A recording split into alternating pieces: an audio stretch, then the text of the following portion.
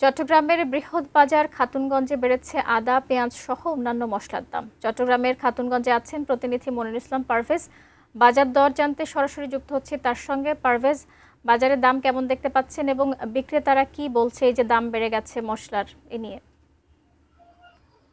বরাবরের মতোই চট্টগ্রামে আমরা দেখেছি যে বাজারটি অর্থাৎ খাতুনগঞ্জ হচ্ছে যে এখানকার পাইকারি বাজার। এখানে এসে সবসময় দেখেছি মেসের যে অভিযান সেটি কিন্তু চলে। তো এর কারণ আমরা দেখেছি এখানে যে আদা সেটি আসলে বেশি লাগে কোরবান উপলক্ষে, এবং সেই আদাটি 30 টাকার মতো বেড়েছে। অর্থাৎ যেটি 140 টাকা ছিল সেটি 175 টাকা পাইকারি দরে বিক্রি হচ্ছে, এবং সেটি খুচরা বাজারে গিয়ে 200 টাকা ছাড়িয়ে যাচ্ছে। এর কারণ আমরা জানার চেষ্টা করেছি। তবে এখানকার ব্যবসায়ীরা, অধিকাংশ ব্যবসায়ীরা অভিযোগ করেছেন, তারা বলছেন যে তারা হচ্ছে কমিশন এজেন্ট, তারা কিন্তু ইম্পোর্টার না। যে ইম্পোর্টার যারা, তারা এই আদাটি নিয়ন্ত্রণ করেন, অর্থাৎ টোটাল খাতুনগঞ্জের যে বাজার সেটা ইম্পোর্টাররাই নিয়ন্ত্রণ করেন। তারা ইম্পোর্ট করার পরে একটা দর ঠিক করে দেন, সেই দরটাই এই বাজারে বিক্রি হয়।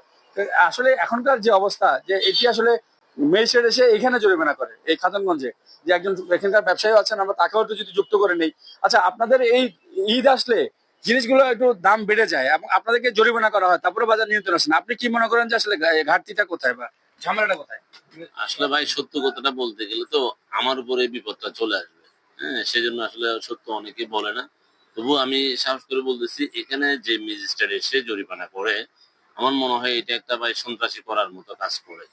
কারণ যে আমরা যারা আড়তদার আছি, আড়তদারদেরকে আমরা জরিমানা করা মানে এটা অন্যায়। কারণ আমরা তো ভাই কমিশনের মালটা বেশি, মাল রাত্রে চলে আসে, খেয়ে দেয়, আমরা নিজেরাও জানি না। সকালে এসে শুনি যে অমুকে মাল দিচ্ছে, সমুকে মাল দিচ্ছে। এরপর ওনারা যে রেটে, ওই রেটে মনে করেন মালটা আমরা বিক্রি করি। ওনারা এক গাড়ি মাল আনে, ওখানে 1400 বস্তা মাল থাকে এক কন্টেনারে, ওটা মানে 14 জনকে দেয়। তাহলে সবাই বাজার যেদিন যে রেট চলে ওই রেটে বিক্রি করে। অনেক সময় দেখা যায় ওনারা 200 টাকা কিনে আনছে, এখানে বাজার 100 টাকা খাচ্ছে, আমাদেরকে 100 টাকা বেচতে হয়। আবার অনেক সময় দেখা যায় টাকা দিয়ে মাল কিনে আনছে, 1 টাকাও পায় না, পচে নষ্ট হয়ে যায়।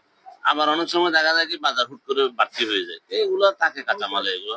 কিন্তু যখন আপনি বাজার এই আড়তদারদেরকে এসে যখন আপনি জরিমানা করবেন, ওটা সম্পূর্ণ অন্যায়। কারণ আড়তদাররা লসও দেয় না, লাভও থাকে না, শুধু কমিশনটার মধ্যেই থাকে। এখন কালকে এসে 40,000 টাকা করে আমাদের দুই প্রতিবেশী ভাইকে যে জরিমানাটা করছে, ওটা সম্পূর্ণ অন্যায়। কারণ আমরা তো 100 বছর আগে থেকে এই প্রথাটা চলতেছে এখানে কমিশন এজেন্টের।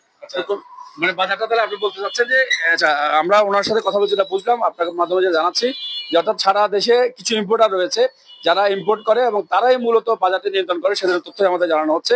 এবং মেসের এখানে এসে যে জরিমানা করছে সেটি ওনারা বলছে অন্যায়। এবং এবং এই ব্যাপারটি আসলে নিয়ন্ত্রণ করার জন্য সরকারিভাবে বলা হচ্ছে, অর্থাৎ এই দোকানদাররা বলছেন, আড়তদাররা বলছেন, যাতে যারা ইম্পোর্টার সেখানে যাতে অভিযান চালানো হয়। আপাতত সেটি হলে এই বাজারটি নিয়ন্ত্রণ সম্ভব বলে ওনারা আমাদেরকে জানিয়েছেন। শাকিলা।